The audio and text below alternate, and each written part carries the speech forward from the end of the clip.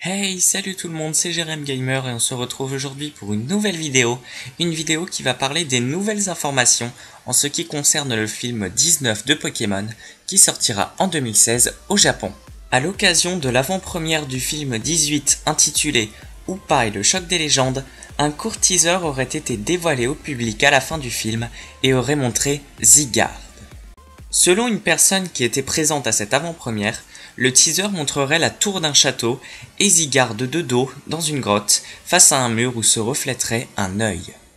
Et comme je l'avais dit dans une précédente vidéo, si Zygarde est présent dans ce troisième film de l'arc XY, alors il se pourrait que la suite des jeux Pokémon XY intitulée sobrement par les fans Pokémon Z ait un lien avec le fait que Zygarde soit la star du film 19 et que du coup cette version sortirait au début de l'année 2016 dans le monde. En nous penchant sur Zygarde, on peut supposer qu'il aura une forme différente dans le film qu'il n'avait pas dans les jeux Pokémon X et Y.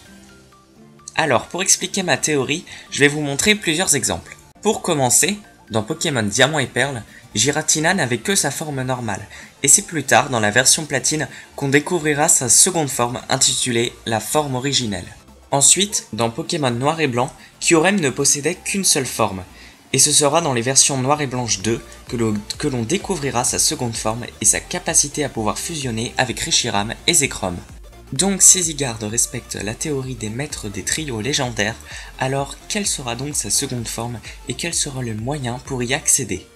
Alors étant donné que Giratina ait besoin d'un objet à tenir, à savoir l'orbe platine pour changer de forme, que Kyurem ait besoin d'utiliser le pointeau ADN sur lui et sur Zekrom ou Reshiram pour fusionner avec l'un d'entre eux, par quel moyen Zygarde changera-t-il de forme? On pourrait supposer la méga évolution étant donné que c'est le nouveau mécanisme phare de la 6ème génération. En ce qui concerne le second trio de légendaires, on sait que Diancie est apparu dans le 17ème film et que Hoopa est apparu dans le 18ème film.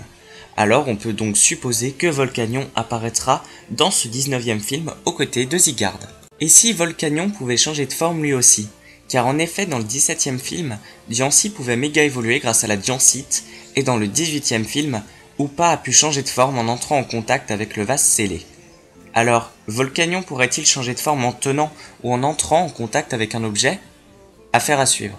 Et enfin, pour revenir à Zygarde, il est dit sur le site Poképédia que son étymologie serait composée de la lettre Z, sans blague, du parti du mot Zygen et du mot garde. Penchons-nous sur le mot Zygen.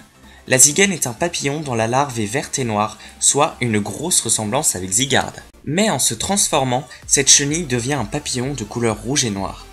N'y aurait-il pas là une grosse ressemblance avec Yveltal?